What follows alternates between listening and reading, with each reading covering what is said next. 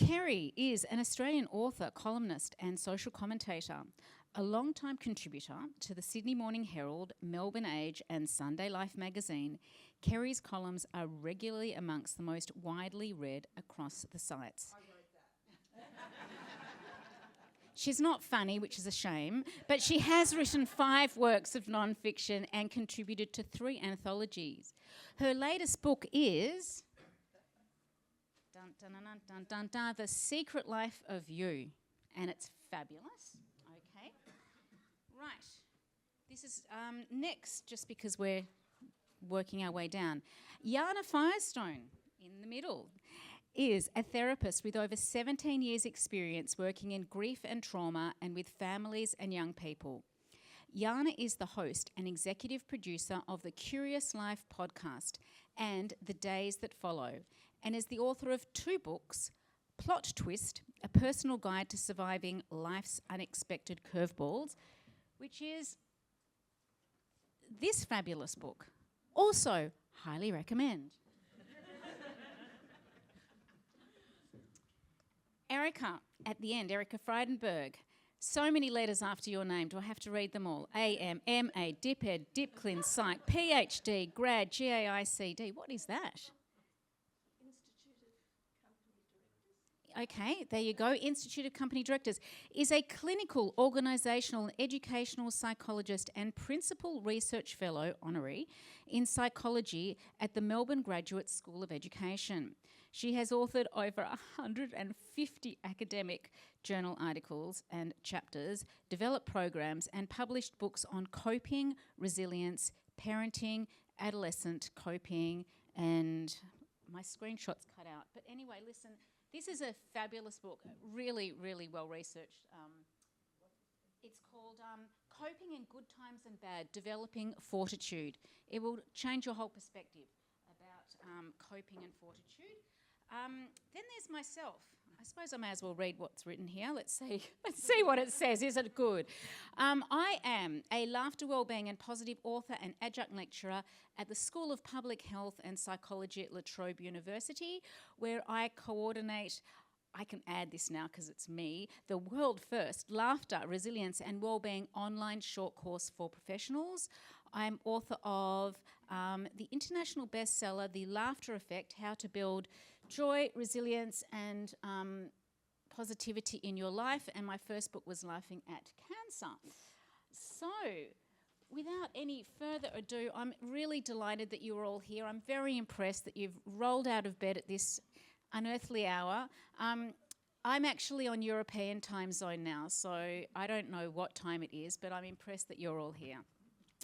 So the way this is going to work is we are going to, I think first we'll do just maybe some smiling warm-up exercises, because why not? And it might be a little early to laugh. And then I'm going to be asking these lovely panellists a series of questions relating to their book. Then we're going to be having a general, just putting out questions generally, and whichever sort of, grabs the mic first, whichever the panellists. And in the last 10 minutes, if you can please hold your questions until then. So at 9:30 we will be opening up to questions, okay? Or 10:30. See, I told you I'm not in this time zone. Oh yeah, applaud is fine. In fact, we could even do a standing ovation now before it, but no, it's fine. Okay, so we all know that it feels better when we're smiling and when we're laughing. However, often when life gets in the way, smiling and laughter is one of the first things that disappears. But let's just now, just to warm you up, just turn to your neighbour and just put a smile on your face and just share a smile and note how it makes you feel. And I have to say,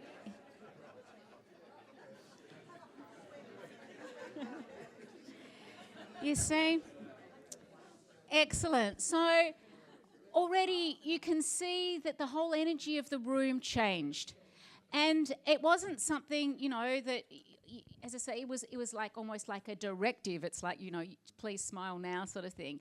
And this is the wonderful thing about mindset. We can switch it on or we can switch it off. It's really up to us as to whether we do, despite what we are going through. And this is the marvellous thing about a smile, is that it's something that you can do even, during challenging times, and it changes your physiology, but we're not going to be going into that now. So I'm going to be directing. I'm going to sit down if that's okay. Pop my specs back on. Right. And can I just tell you, these books accompanied me through about 7 different countries in Europe, and I tell you what, I did not get bored for a moment in any of them. They're just fabulous. So, Erica's book, Coping in Good Times and Bad, Developing Fortitude.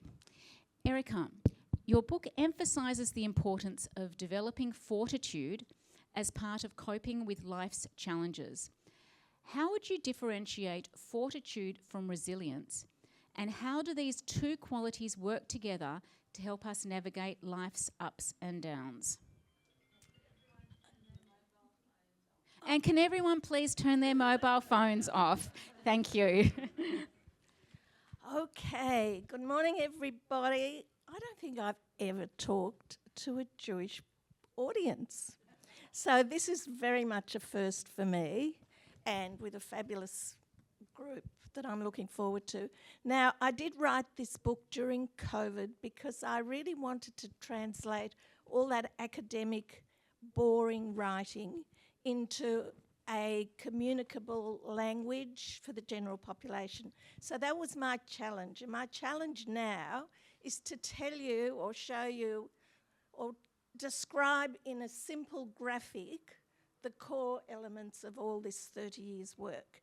So if you think of a pyramid, the top of that pyramid is coping.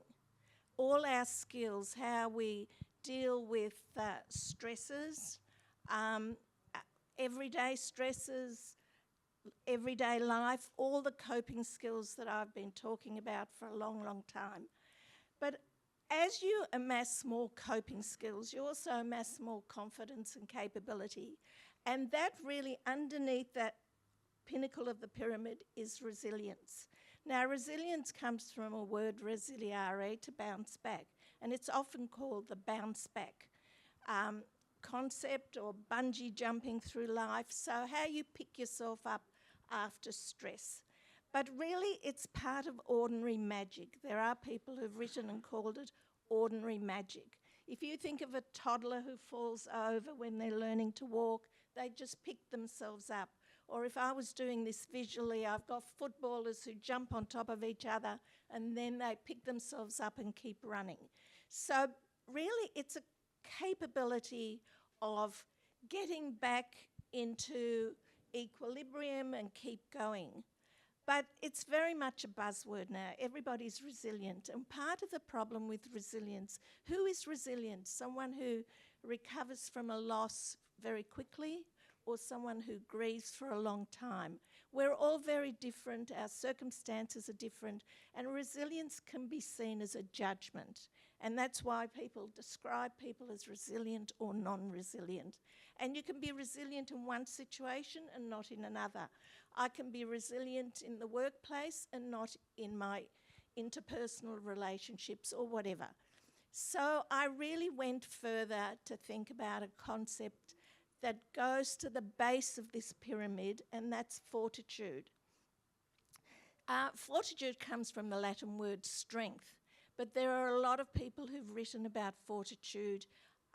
There is a Finnish word, sisu, where they talk about the human capacity. And there is extraordinary human capacity to do extra endeavour. And that's sort of, we've seen it in the Olympics, those long distance runners, that you can go an extra mile. There is another concept, and I went to hundreds of people and asked them to describe what they thought of fortitude, or how they would describe it. And there is a sense of civic and community responsibility. And so fortitude for me is doing good to feel good. We talk about well-being and feeling good. And really, even that smile activity, not only do you feel good when you relax those muscles and smile, but somebody else feels good. And in a very simple way, we all do. We all feel good when we do good. So there's that extra component in fortitude, and it's the base of a good life, really doing something good, as well as having personal capacity and drawing on your resources. I don't know if that was too long. No, but there's it's perfect. the pyramid, Yep. and just think about coping, resilience, and fortitude at the base. Thank you so much. I tell you, it's changed my perspective about coping because, anyway. Okay, next question to the lovely Kerri. In The Secret Life of You, you emphasise the importance of cultivating a healthy relationship with oneself through alone time. How can embracing solitude strengthen resilience and help in coping with life's challenges? So I also wrote this book during COVID lockdown. Our lockdowns weren't quite as bad in Sydney as yours were in Melbourne, but they were still pretty long. Yeah. And I was really struggling for a lot of reasons. I was having some health problems at the time. I didn't have a lot of work because the media took a huge hit in COVID. Had 3 really unhappy kids at home. I was single, and I found that I was coping by spending inordinate amounts of time on my phone. So like scrolling and you know, really wasting time consuming content. And I realised that it wasn't working. It was actually making me feel more lonely and more disconnected, and something needed to change. And I decided to try and stop and spend time with myself. And I didn't really know what that meant at the time, but learn to actually be alone. And something that I've noticed in our culture is, and particularly because now I'm in my 50s, even though I know you're all thinking, oh, she's much younger. But you know, when I was growing up, when a lot of us in this room were growing up, you know, if we were in our bedrooms, if we were in our cars, if we were going for a walk, if we were in a waiting room, we were alone with our thoughts, and we had a relationship with ourselves. But now, because we all carry around these little tiny portals to the entire universe in our pockets, every single time we are idle and doing nothing, we can distract ourselves with other people's thoughts and other people's content. And so we are not developing the same relationships with ourselves. And resilience is about learning to be able to comfort and nurture ourselves, right? And so we can't possibly do that unless we have a relationship with ourselves, unless we spend time alone with ourselves, unless we learn to be a friend to ourselves, like a lot of us, most of us, are friends and supports and comforts to other people. So learning to be comfortable in your own company, which is kind of the whole, I don't like the word journey, but the whole kind of journey that the book is about, and why it's so hard, and some ways to do that, helps you to be able to be a friend and a comfort and a support to yourself. And one of the reasons this is so important for resilience is that hopefully we all have people in our lives who we love and we turn to and who can support us. But people unfortunately come and go. People die. People change their minds about us and leave us. People, sometimes even the closest people to us, can't always give us what we need at the time. So even your intimate partner, your child, your mother, your best friend, there'll be times when you feel disconnected from them, when you want something from them that they can't give you because we're all different to each other. So if we can learn to do that for ourselves, to be able to talk to ourselves, to be able to reassure ourselves, to be able to entertain ourselves, then we become much more resilient through the ups and downs of what life inevitably throws at us, particularly us Jews. Thank you so much. The next question to the lovely Jana. Plot Twist, your book, shares your personal journey of rebuilding after the devastating loss of your mother at a young age. What are some of the key steps or attitudes that helped you and that you believe can help others not only recover but also emerge stronger from such life-altering events?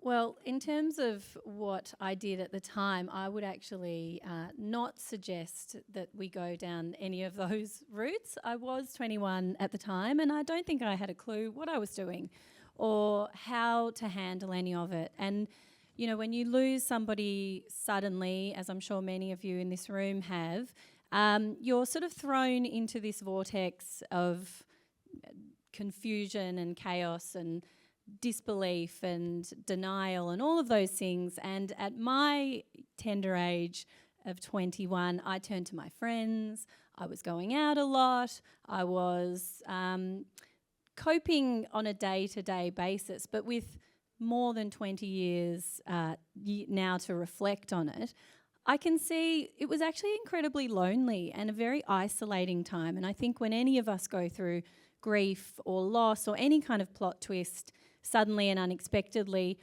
we feel like we're the only people in the world that it's happening to. And remembering that every single person on this planet is going to go through grief and loss at some time in their life is a really important piece to that moving forward and that recovery from the loss. Because there's not a single one of us on this planet that gets away without experiencing it. So remembering that we're not alone, remembering this is a universal human experience is something that I think we need to keep with us, because when the rug inevitably gets pulled from beneath our feet in one way or another, leaning on others who have been through the experience, sharing your own stories and anecdotes of how you got through the worst of it and finding ways to laugh through it, I think is really important, because you sort of feel sometimes as if you're in the throes of it and all you can experience is the hard stuff. But it's actually okay to enjoy living at the same time. And you can experience that dual process of living in the grief as well as finding ways to continue living on the other side of it. Thank you so much. So what I thought was I would just, thank you. I would just read a short excerpt from each of the books. Thank you so much. So you get an idea of writing style. So the next, I'm going to be reading Erica's book. And it's funny because I actually include this example in my book about zebras and ulcers. Sapolsky, I'm not reading the whole chapter, by the way, just in case you're thinking, oh my gosh. Sapolsky, a biologist who writes extensively about the stress response, explains these events in the following way. The zebra manages to get away, but continues to spend the ensuing hour avoiding the lion. So what I should actually tell you is, I'll just take a step back. It's talking about how zebras are obviously prey to lions. So lions were waiting quietly for their prey even when they appeared to be tearing and devouring an earlier catch. We observed zebras enjoying their day as they clustered around a watering hole. Meanwhile, a lion, someone should do the sound effects, in like Hadgar Jar, roar. I don't know what sound a zebra makes though. Meanwhile, a lion was ready to move towards the same spot, possibly eyeing his next meal. The zebras continued to drink until the very last moment, and then, as one took flight, speedily disappearing from sight, the collective outstripped the predator. Sapolsky, a biologist who writes extensively about the stress response, explains these events in the following way. The zebra manages to get away but continues to spend the ensuing hour avoiding the lion, who may stalk it, as he too may be desperate and half-starving, needing a meal. Both these situations are extremely stressful events, but the bodies of the zebras are, Sapolsky writes, brilliantly able to adapt to such emergencies. Both zebras and lions may see trouble coming in the next minute and mobilise a stress response in anticipation, but they can't get stressed about events far into the future. That is, they do not get ulcers because they do not anticipate stress like we humans do. It's the anticipation and worry that does the damage to us. And the extraordinary thing about the zebras is that once the stress is already, past, they just go back to their watering hole. So I think it's a wonderful analogy, which leads on to my next question for Erica, which is really talking about the good life, and so much about the good life is about how we do navigate stress. So you propose that a good life requires a template encompassing health, joy, satisfaction, resilience, and well-being. What do you consider to be the essential component of this template? I know that's a big question, and we don't want like a whole PhD thesis, but just something. Oh, okay. Like you heard about the zebras, I go to biologists. This one is a book that came out in 2023 after I wrote the book. There was an 80-year-old study in Harvard. Some of you know my age, but I didn't do an 80-year-old study. And they followed people for 80 years to see what made them happy. And there was one single factor that seemed to stand out from adolescence when they first visited the families to really geriatric age. And that was the relationships and the quality of relationships. So relationships are a big standout for well-being, for life satisfaction, and for happiness. And that's a big one. The other one that stands out for this template is curiosity. We do know that young children at school are curious till about the age of 8, and then they start getting a bit bored at school and they stop being curious.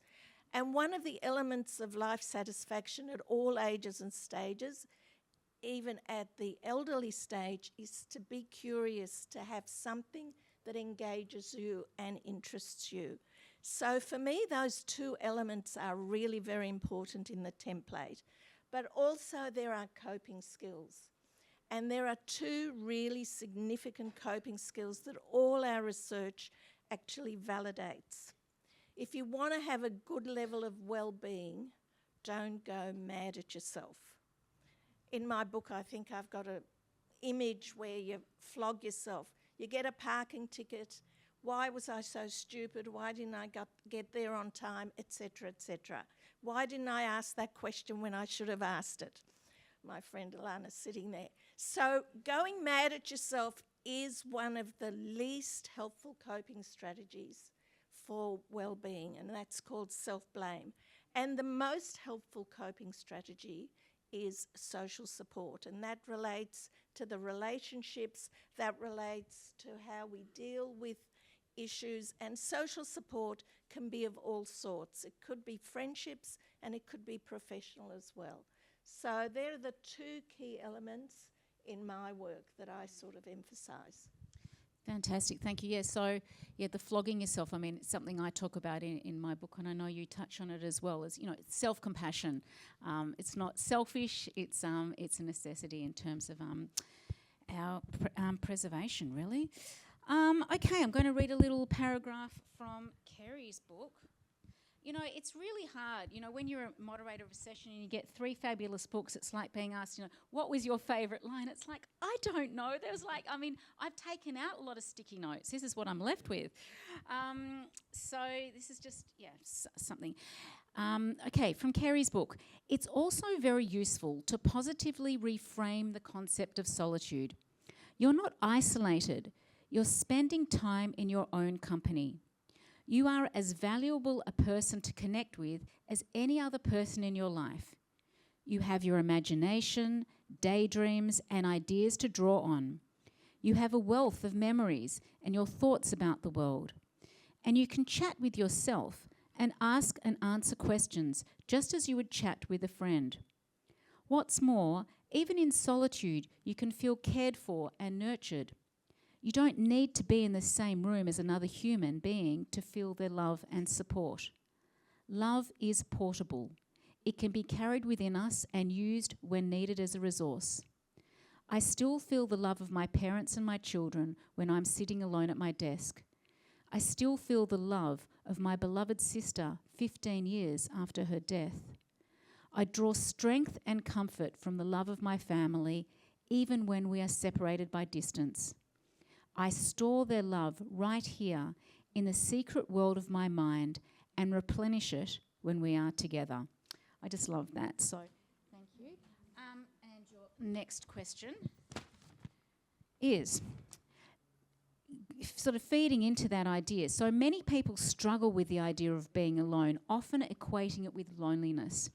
How can one shift this perception and see alone time as a vital part of self-care and well-being?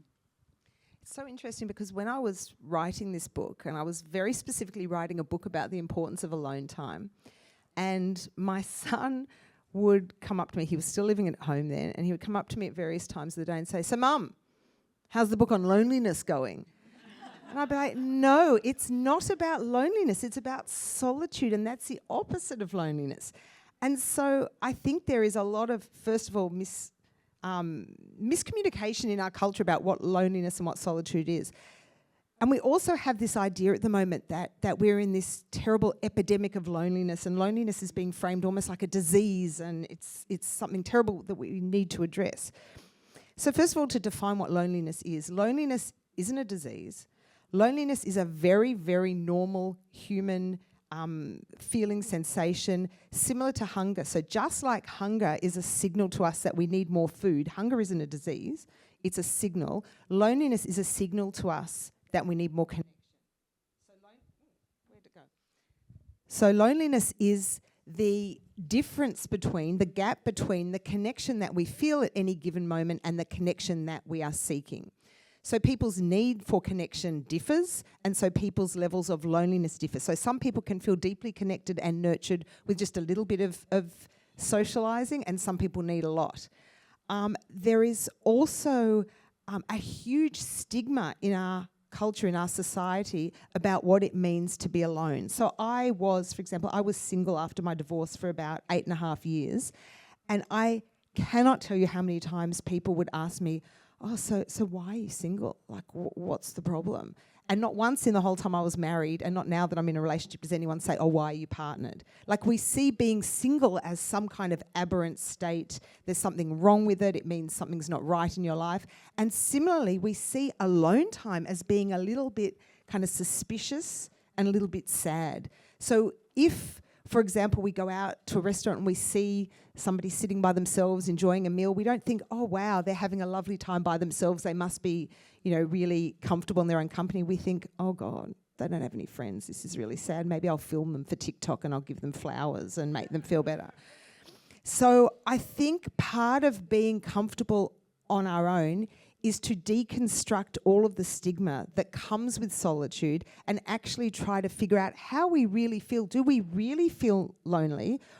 Or is it just that we're being told by society that it's not okay to be by ourselves? So this whole idea of, for example, I really want to see that show. Like, I really want to go and see Yentl, but I can't because my partner doesn't want to see it, and so I just can't see it. Instead of, well, I could go and see it by myself and open up possibilities for my life by being free to do things by myself. Is it that we're really not going to enjoy the show when we're sitting by ourselves, or is it just we're concerned about the social stigma? So that's kind of one part of learning to be, to see solitude as not something scary. The other thing is solitude, as kind of that excerpt shows, solitude isn't about a lack of company. Solitude is about turning inwards and keeping ourselves company. And the way that I best kind of frame it for myself that is sort of helpful is to think of it as, imagine you're going on a long car trip around the country, right? And you're travelling for a whole year in the car to see Australia. And you've got a passenger with you. And the whole time that you're in the car on this trip, you're looking out the window, you're looking at all the wonderful sights, and you're seeing what's around you, but never once in that whole year do you sit and talk to the person next to you. And that's a little bit what it's like to go through your entire life without getting to know yourself. Like, you are the one person who is going to be with you from the moment you're born till the day you die, and to spend your entire life not getting to know that one person, not getting to know the most important central figure in your life, I think is a terrible, terrible shame. And so there is value in keeping yourself company. There's value in spending time with yourself. It's not doing nothing. It's actually being like, as somebody I interviewed for the book said, it's being like on a play date, but a play date with myself. Yeah, hopefully it's a fun play date. Okay, thank you for that. And it's interesting. I actually got Kerri's book when my husband was about to be 2 months away, and so I was like going to be by myself for 2 months, and it was very timely reading your book. So thank you. On to reading glasses. Jana. Okay. Excerpt from Plot Twist. When life has taken a sharp turn and we find ourselves facing a different future than the one we had first imagined, finding those little glimmers of hope can be like looking for a needle in a haystack.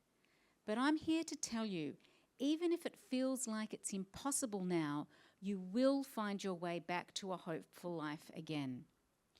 In the early days, regaining forward motion can be the hardest part.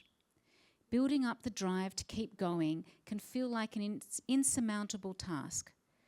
But the singular effort of putting one foot in front of the other plays a big role in moving through the hardest parts. So where do we get the energy to take the next step? Through hope. Hope is the currency of forward motion. It's to be found in the golden dreams that we cling to, that keep us warm at night, that fill our hearts with courage. Find hope, and it can mean that just maybe we might be ready to take the first step. Just the tiniest bit of hope can help us start building a pathway towards our next destination. So, lovely passage there. So, your second question. Are you ready? Ready. What practices or mindsets do you recommend for building resilience before a crisis occurs so that individuals can handle sudden changes more effectively? Well, I think the thing to remember is that as human beings, we are actually hardwired to survive things, as all of our grandparents in this room can probably attest. It's just within us, but we don't want to have to face it. And when the hard things happen, it can be really hard to pick ourselves up and keep moving. So knowing that we just have that reserve within us is a nice little thing to hold on to. But I think the other part of it is remembering that we have to take care of our well-being and our mental health the same way that we have to take care of our physical health. And often we only think to do these things once the worst thing has already happened, or once we're in a state of anxiety or depression and our mental health might have already started to take a toll. Then we start to take action, or maybe then I need to go and see someone, or maybe I need to do something about it. In my case, I get very anxious, and for me, I'll ring my dad, for example, hi Dad, and say, gosh, I'm just so anxious at the moment and I'm not okay. And he'll say to me, well, how much have you been exercising lately? I'll say, yeah, you're right, actually. I haven't been for a walk in a week. I've been chasing the kids around, but I'm not actually doing anything proactively to take care of my mental health. So getting back into the routines and the habits that I know keep me in a better state of well-being are things that I actively have to do to make sure that when the tough things happen and when they continue to happen throughout the rest of my life, I have built up the skills and the habits that will get me going again. So the other part of it as well is I think we've kind of been sold the idea that there's closure to be gained at the end of each experience. So we think we need to be working towards this mythical idea that we'll get to a certain date or an end point in time where we're magically meant to just feel better again. Maybe it's after the first year, or maybe it's in 5 years, or it's some sort of unattainable goal that we set for ourselves. And it's just rubbish. There is no closure. With grief, as I'm sure many of you can relate to, it's something we take with us, and it evolves and it changes over time, just as we do. And it goes from intense, difficult, awful emotions and experiences in the beginning to something that's just kind of a lower flicker that comes with you wherever you go in life. So I think actively creating habits that work for us, and it will look different for each of us, and remembering that there is no there to get to. It's just about making it through each day and being kind to ourselves along the way. Thank you so much. So we're on to now the final round of individual questions. Erica, your last question. I feel like mastermind. From your extensive research and professional experience, can you share some specific behavioural techniques or exercises from your book that people can apply in their daily lives to build resilience and fortitude, especially during challenging times? Okay, I'll try and remember that question, but I did want to say proactive coping is a way of coping. People who anticipate and prepare, leaders do this really well, are really good. So proactive coping is something we do talk about. There are two things I wanted to sort of say.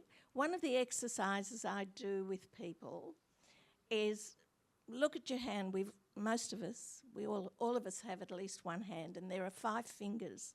And I do this with my students. If you're going to a new job, if you're going to a new setting, if you're moving house and you're overwhelmed by everything you have to do, which a lot of people my age deal with, who are the people that are going to help you?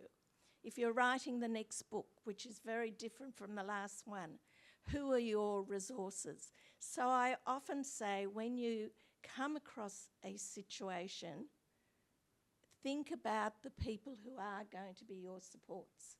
So that would be one of the really core things that I always talk about, and I think there is an image of a hand in the book. But there is another exercise, because there are quite a few exercises that people can get engaged in. And really we want to think in terms of our well-being, to learn to assess it, what's helpful in our coping and achieving well-being, what's not helpful, do more of the good and less of the bad. But it's quite helpful to think about your well-being in 3 components: your physical well-being, your mental well-being, and your social well-being. So once you break it down to those 3 components, you can start addressing it. So that's one of the exercises. That there's a sort of nice table there that people can do. And I think for me, it's always trying to break things down. In psychology, we call it operationalising, but breaking things down and learning skills. Very true. Thank you so much. Okay, Kerri, could you please elaborate on practices like think for pleasure and the art of doing nothing? How do these practices contribute to overall well-being, especially for those new to embracing solitude? So spending time alone has a huge number of benefits. It's everything from being able to have an original thought, like you can't have an original thought if you never actually spend time in your own mind, to creativity, to self-regulation, to self-awareness. It improves your relationships. But how do you do it? And so in the last kind of part of my book, what I did is elaborate on some of the things that I did to try to learn to be okay on my own and to develop a relationship with myself. So some very practical tips. And one of them is thinking for pleasure, which I'll get to. But the other one, which I think is quite transformative, is to ask yourself your opinion before you ask other people or before you read other people's opinions. And again, that's something that was a lot easier a long time ago when we didn't have as much content, right? But I found that what was happening is that I was reading a book, and before I'd even read the book, I would have read reviews of it. And then as soon as I finished it, I'd jump online and be finding out what other people thought and look at the Goodreads and look at what the Instagram influencers are saying and ask my friends.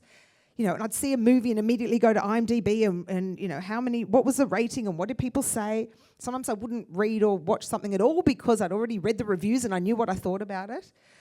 And what I try to do now is that when I read a book or I watch a movie, or for example, I see a female breakdancing performance at the Olympics, and I think, what do I think about that? Like, what is my opinion? And I really genuinely sit with myself for a few minutes and think, did I like it? Did I not? Why did I like it? Why did I not? Would I want to see that again? And then once I feel confident that I know what I think, then I'll go and jump online and read what everybody else thinks. And sometimes it'll be like, yeah, I'm validated, like that's exactly right. You know, I agree with them. And sometimes it'll be, yeah, no, they're all wrong. And sometimes I'll change my mind. Usually they're wrong. But, sometimes I will change my mind. So that is one thing that I think we have lost touch with now. And as an opinion writer, I want you to read my opinions, but I really do want everybody to form their own opinions first, so at least then they can see I'm right. And the other thing is thinking for pleasure. And also as an anxious person, I am very, very good at spending a lot of time thinking of everything that could possibly go wrong in my life, everything I've done wrong, all the things I regret, what I could have done better, imagining worst case scenarios. And something that I am training myself to do, that we can all train ourselves to do, is to think good thoughts, to actively seek out good scenarios. So what is the best case scenario? And I think a lot of us have this kind of weird superstitious thing that if we actually allow ourselves to think of best case scenarios, it's not going to happen. We're kind of jinxing it. But of course that's not true. The only thing we can create with our thoughts is our own well-being. And our bodies don't know the difference between when we are thinking about something bad and when it's actually happening. Right? So same way, with the smiling exercise, our bodies don't know the difference between when we're imagining good things and when they're actually happening. So actively think of good things. And one thing that I do is I will occasionally go back in my mind to happy times in my childhood. And I'm originally from Melbourne. We moved to Sydney. And one of my favourite, safest, most happy places growing up was my grandparents' house.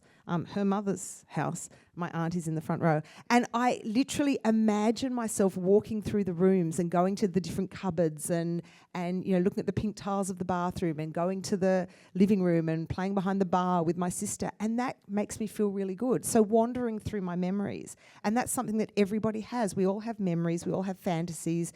We all have dreams. And we should allow ourselves to access them for fun. Thank you so much. Okay, final question to Jana.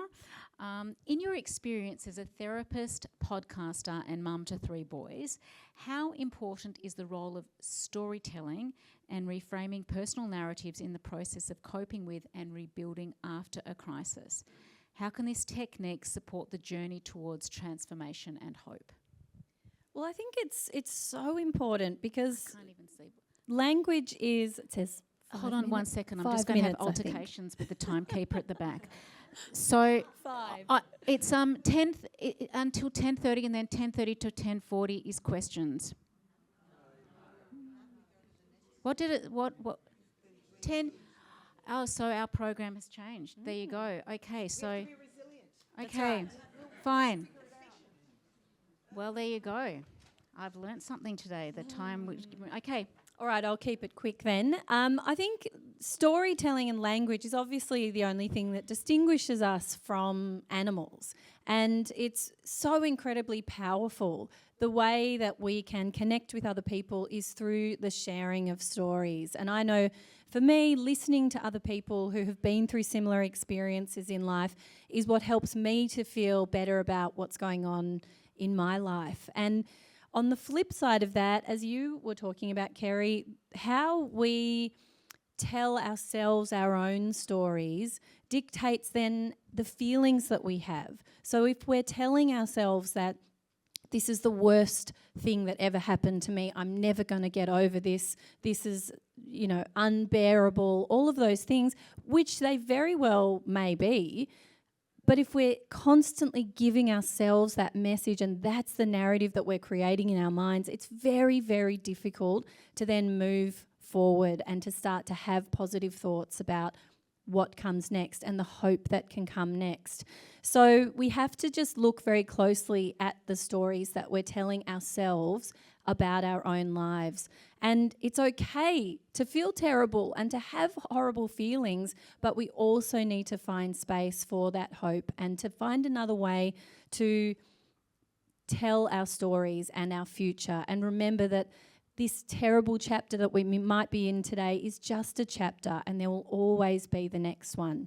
So looking towards that next one in just the smallest way is how we start to feel better about what's going on. Fantastic. Okay, well, considering we've just been robbed of time, one final question before we open up, and is how can laughter and a positive outlook play a role in enhancing our resilience and helping us cope with challenges?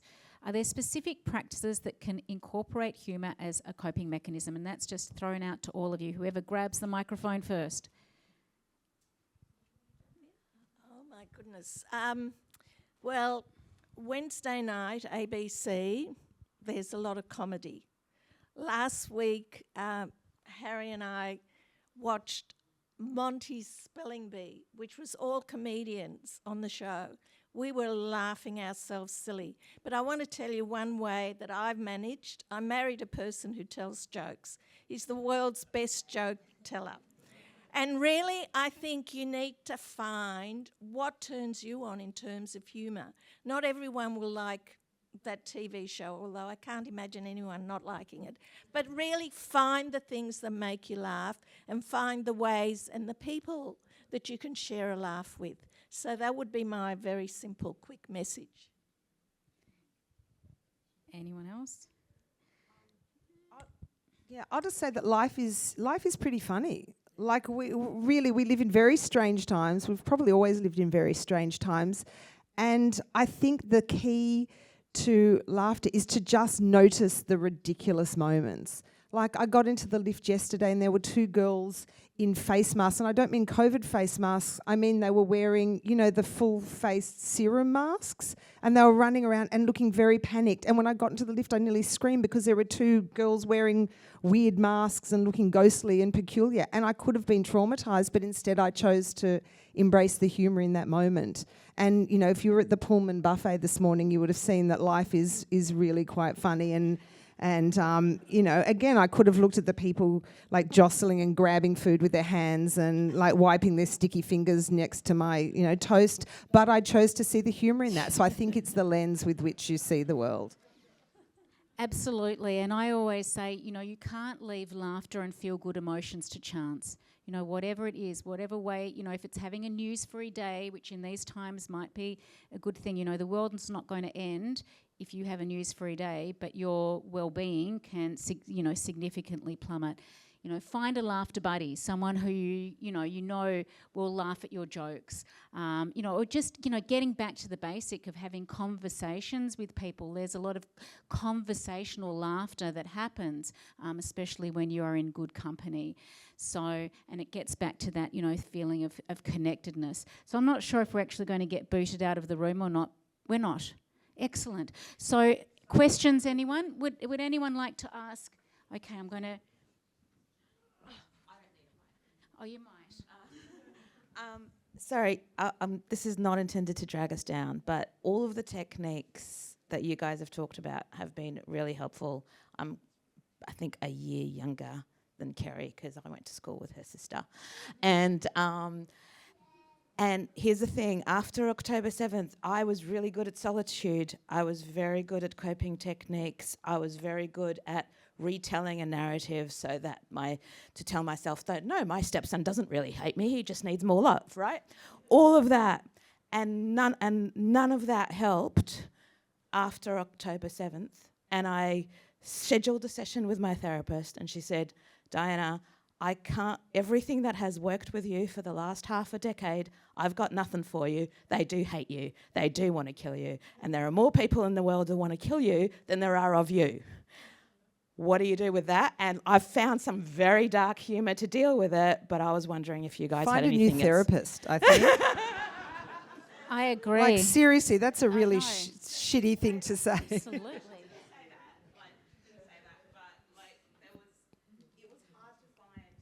It is, but even in, and I'm not going to answer for everyone, but even in the darkest times, there is still humour. Even in death, even in the camps, there was humour. And look at us here in the room today, and at times like that, yes, we all need solitude, yes, we all need resilience, but we also need our community.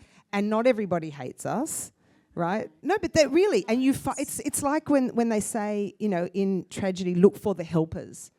And look for the helpers, and we have allies, and we have each other, and we all have rich sources of intergenerational trauma from which to draw on humour, and also find a new therapist.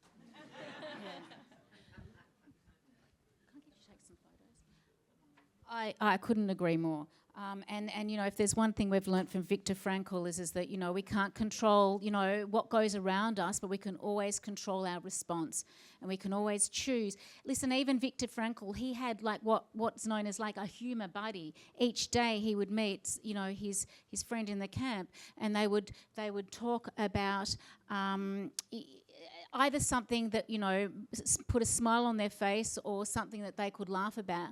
Or if things were so dire that they couldn't think about anything in the moment, they would future envision something that they may be able to laugh about, or may be able to find humour about in the future. So we always have that capacity. We must never forget that. I'm just going to get you to take some photos, please. Okay, we're going to have one final question. Anyone? Okay, the man in the blue. Just a question for Kerri. With solitude, is the telephone that you referred to a hindrance or is it an asset? In general? If you're having solitude time... No, I like solid... When you're having time alone with your thoughts, it's time with no devices. It's time without consuming content from other people. And I would say that books are a bit different, and not just because I'm a writer, but with a book, you are creating a world inside your head. You're reading words and you are creating the world. Then you get to television, which is giving you that world. Then you get to the internet, where you are immersing yourself in that world. So what you're wanting to do, to me, solitude is actually retreating inwards. In my book, I call it the back shop of your mind. So it's going inside yourself instead of externally. So when you are trying to be alone, it's important to do it with no devices. You don't have to do it for like days at a time. Literally just when you're going for a drive, just don't listen to the radio or a podcast. If you're going for a walk around the block, do it without your phone. If you're sitting in a waiting room, don't pick up your phone. Try for short periods of time. I'm just going to now wrap up by thanking all of our speakers, Erica, Jana and Kerri, for the most fabulous, engaging, I think you will agree, session.